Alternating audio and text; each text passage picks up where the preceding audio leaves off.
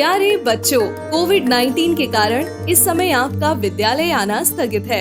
ऐसे में आपकी पढ़ाई निरंतर जारी रहे, इसीलिए हम लेकर आए हैं डिजी 7 कार्यक्रम। इसके माध्यम से आप प्रत्येक दिन सोमवार से शुक्रवार तक पूर्वाह्न 10 से 12 तथा अपराह्न 1 से 2 बजे तक अपनी अपनी कक्षाओं के अनुरूप कार्यक्रम देख सकेंगे। अब पढ़ाई नहीं रुकेगी। स्कूली शिक्षा एवं साक्षरता विभाग झारखंड।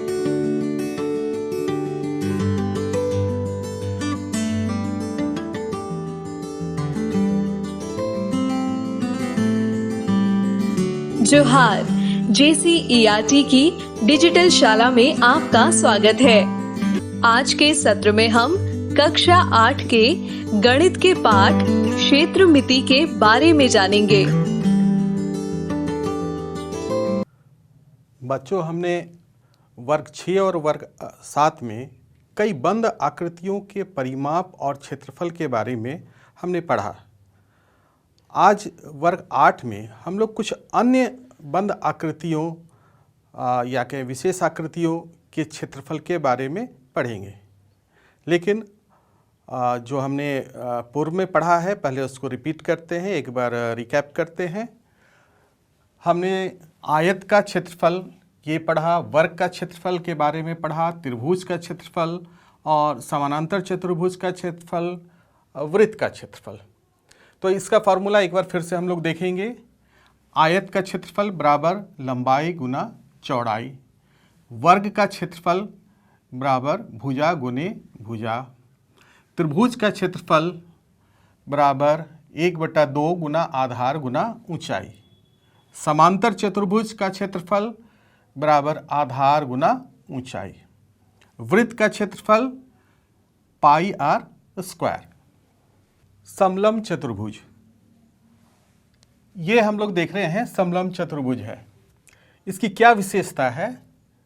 हमने समानांतर चतुर्भुज पढ़ा था। समानांतर चतुर्भुज का ये था उसका गुण कि दोनों पेयर आमने सामने के समानांतर होता था। लेकिन समलंब चतुर्भुज में सिर्फ एक पेयर, ये और ये यहाँ देख रहे हैं, ये समानांतर है, लेकिन ये भुजा और ये भुजा ये समानांतर नहीं है।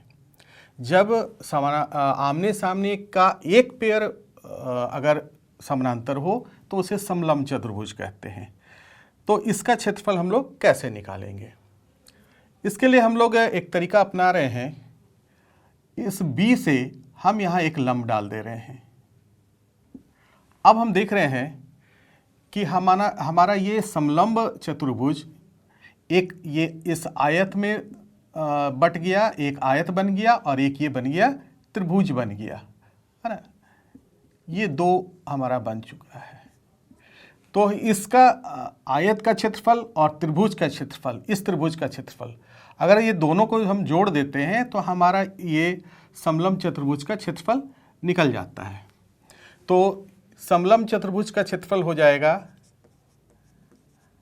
आयत ABED का क्षेत्रफल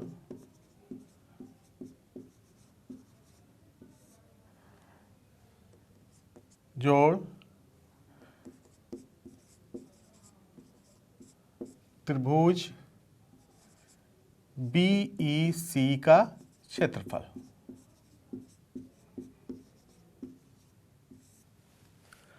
और आयत का क्षेत्रफल हम लोग जानते हैं, हमने अभी थोड़ी देर पहले देखा था, ये होता है लंबाई गुने चौड़ाई। ये हमने वर्ग 7 में पढ़ा भी है, लंबाई गुना चौड़ाई।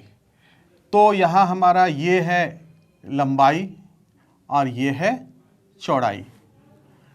तो ये हो गया DE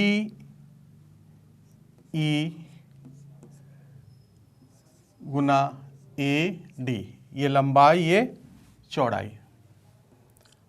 अब त्रिभुज का क्षेत्रफल ये होता है हाफ इंटू आधार। तो इसका आधार क्या है?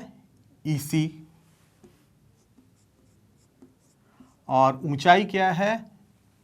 BE।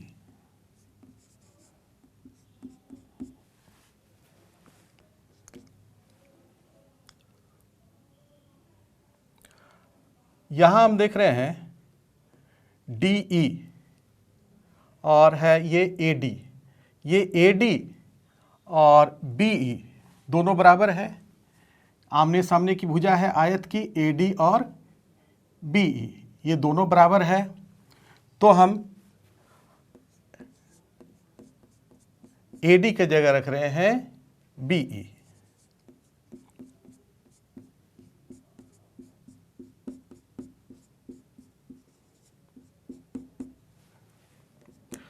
अब इस भाग और इस भाग में हम देख रहे हैं क्या कॉमन है।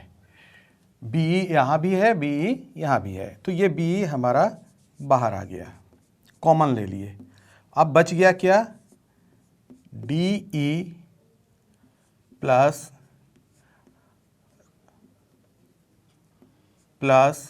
1/2 इंटू EC, ये बच गया।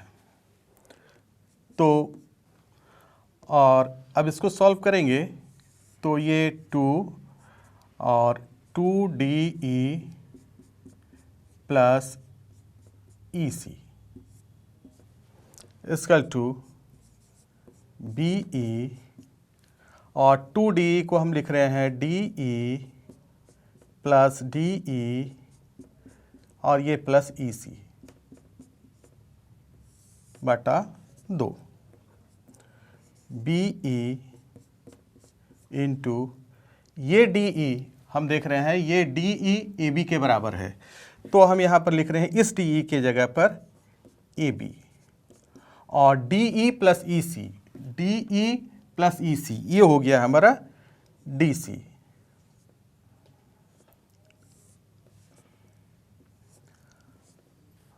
अब हम देख रहे हैं ये BE क्या था, BE ये ऊंचाई है, इस समलंब की ऊंचाई है। और AB क्या था, AB ये समानांतर भुजाओं में से एक भुजा ये है और DC ये समानांतर भुजाओं में से दूसरी भुजाएं हैं।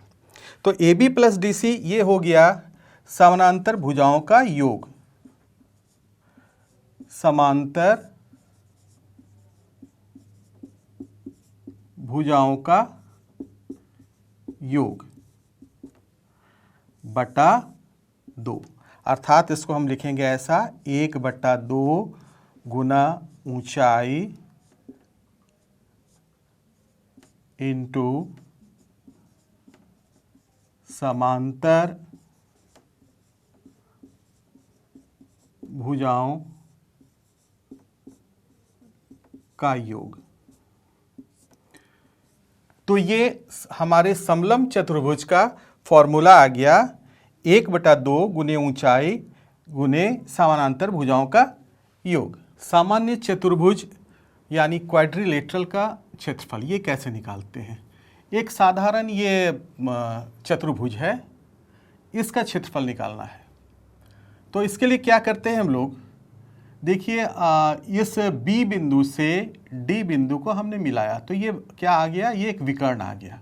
अब इस BD विकर्ण से ये हमारा चतुर्भुज दो भाग में बट गया, यानी दो त्रिभुज में बट गया। एक त्रिभुज है ABD और दूसरा त्रिभुज है BCD। अगर दोनों त्रिभुज का क्षेत्रफल निकालकर इसका और इसका अगर हम जोड़ दें तो हमारा चतुर्भुज ABCD का क्षेत्रफल आ जाएगा। तो सामान्य चतुर्भुज का क्षेत्रफल होगा त्रिभुज ABD का क्षेत्रफल प्लस त्रिभुज BCD का क्षेत्रफल।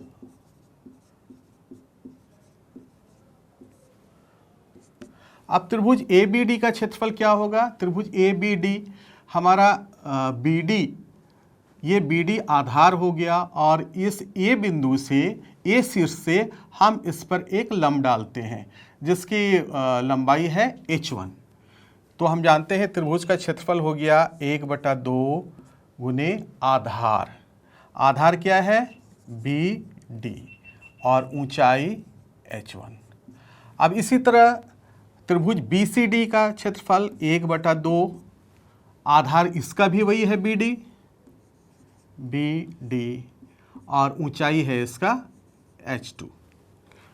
तो हम देख रहे हैं इस भाग और इस भाग में कॉमन क्या है, हाफ इंटू बी डी यहाँ भी है और यहाँ भी है, तो ये कॉमन हो गया हाफ इंटू बी डी और इधर बच गया h1 प्लस h2। और ये क्या है बी डी, विकर्ण, ये विकर्ण है। विकर्ण को हम यहाँ बी डी के जगह हम डी भी लिख सकते हैं, ये D into h1 plus h2। तो जब भी हमें सामान्य चतुर्भुज का क्षेत्रफल निकालना होता है, इसी तरह से हम इसे दो त्रिभुजों में बांट देते हैं और दोनों त्रिभुज का क्षेत्रफल निकालकर हम उस चतुर्भुज का क्षेत्रफल निकालते हैं। और इसको शॉर्ट में हम अगर करते हैं तो ये इसका फॉर्मूला हो गया हाफ इंटू डी यानी उसका विकर्ण और into h1 plus h2। h1 plus h2 क्या है, ये शीर्ष से डाला गया इस पर लंब है, इस शीर्ष से डाला गया इस पर लंब है। तो जब भी हमें सामान्य चतुर्भुज का किसी चतुर्भुज का निकालना होगा क्षेत्रफल, तो हम इसी फॉर्मूला से उसको निकालेंगे। ये हमारा समचतुर्भुज है। क्या विशेषता है समचतुर्भुज की, इसकी सभी भुजाएं बराबर होती हैं, समचतुर्भुज की सारी भुजाएं बराबर होती हैं। और एक और विशेष गुण होता है, इसके विकर्ण एक दूसरे के लंब समद्विभाजक हैं, यानी कि ये दो विकर्ण हैं AC और ये BD, ये एक दूसरे को समद्विभाजित कर रहे हैं। O बिंदु पर ये बराबर बराबर बंट रहा है, ये भी बराबर बराबर बंट रहा है और ये जो कोण बन रहा है ये सारे कोण 90 डिग्री के बन रहे हैं। ये दो गुण इसके होते हैं। तो हम इसका क्षेत्रफल कैसे निकालते हैं, पुनः जैसे हमने पहले देखा था सामान्य चतुर्भुज में, उसी तरह से यहाँ भी हम देख रहे हैं कि जब हम इस अगर कर्ण को लेते हैं, विकर्ण को लेते हैं, तो ये दो त्रिभुज में बट गया। एक त्रिभुज हो गया ACD और दूसरा हो गया ABC। इन दोनों का क्षेत्रफल अगर हम निकाल कर जोड़ दें तो हमारा ये समचतुर्भुज का क्षेत्रफल निकल जाएगा। तो समचतुर्भुज का क्षेत्रफल अर्थात त्रिभुज ACD का क्षेत्रफल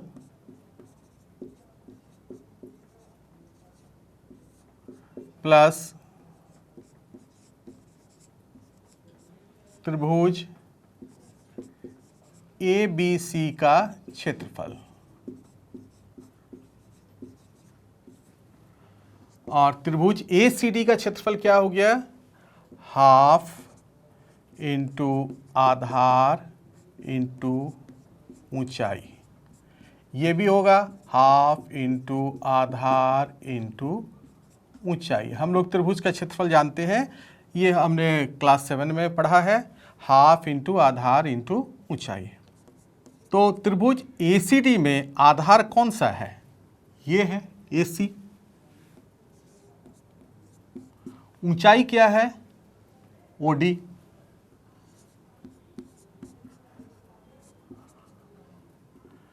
अब इस त्रिभुज में, त्रिभुज ABC में, यहां भी आधार है AC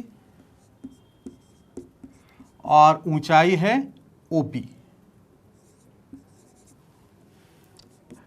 अब इस भाग में और इस भाग में कॉमन क्या दिख रहा है, half into AC।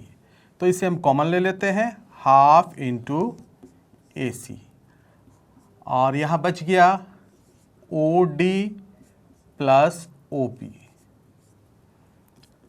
Half into AC into OD plus OB। ये क्या है, OD प्लस OB, ये क्या हो गया, BD।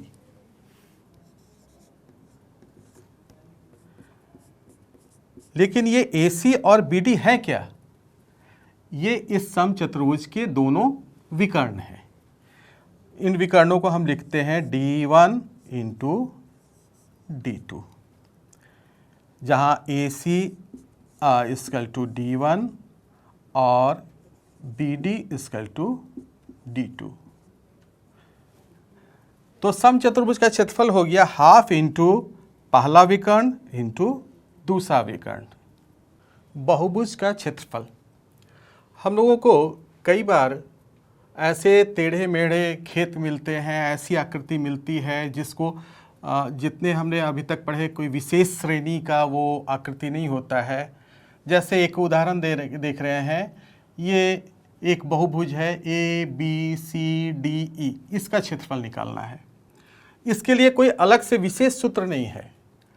क्या करते हैं हम लोग, इसको विभिन्न त्रिभुजों और चतुर्भुजों में बांट देते हैं और सभी का अलग अलग क्षेत्रफल निकालकर जोड़ देते हैं। जैसे इस आकृति में देखिए, इस बहुभुज में हमने इसे 3 त्रिभुजों में बांट दिया है।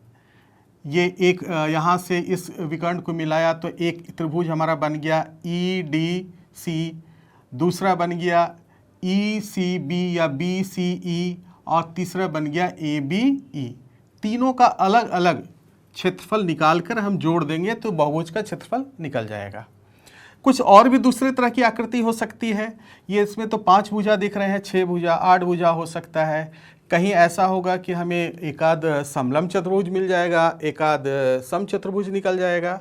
तो इस तरह से बहुभुज के मामले में जैसी आकृति होगी, जैसा बहुभुज होगा, उस तरह से हम लोग उसको विभाजित कर देते हैं विभिन्न त्रिभुजों में और विभिन्न चतुर्भुजों में, और सभी का क्षेत्रफल निकालकर जोड़ लेते हैं। अब हम कुछ उदाहरण देखते हैं। पहला उदाहरण है, एक समलंब के आकार के खेत ABCD की बाड़ की लंबाई 120 मीटर है। यदि BC बराबर 48 मीटर, CD बराबर 17 मीटर और AD बराबर 40 मीटर है तो इस खेत का क्षेत्रफल ज्ञात कीजिए। भुजा AB समांतर भुजाओं AD तथा BC पर लंब है। मान लीजिए कि यही हमारा ये समलंब आकार का खेत है। तो यहाँ AD ये दिया हुआ है 40 मीटर, DC दिया हुआ है 17 मीटर, BC दिया हुआ है 48 मीटर, और ये जो लंब है AB ये दिया हुआ नहीं है। लेकिन बाड़ की लंबाई यानी पूरा बाड़, इसका क्या हो गया परिमाप, ये दिया हुआ है 120 मीटर।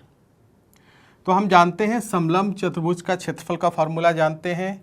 इसके लिए हमें ये ऊंचाई का जानना आवश्यक है। तो कैसे हम इस ऊंचाई को निकालेंगे पहले? तो ये जो 4 भुजाएं हैं, 4 में 3 का माप तो यहाँ दिया हुआ है और परिमाप दिया हुआ है। तो परिमाप से अगर हम तीनों को जोड़कर घटा लें तो हमारा AB का मान निकल जाएगा। अर्थात AB बराबर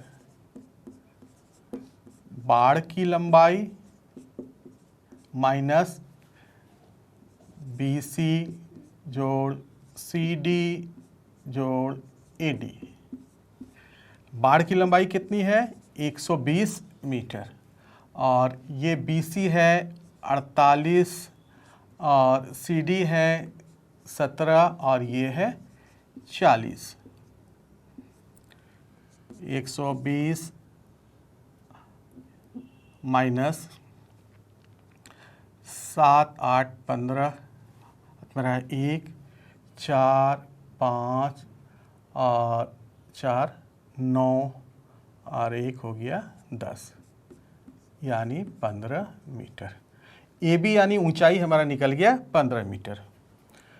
तो खेत का क्षेत्रफल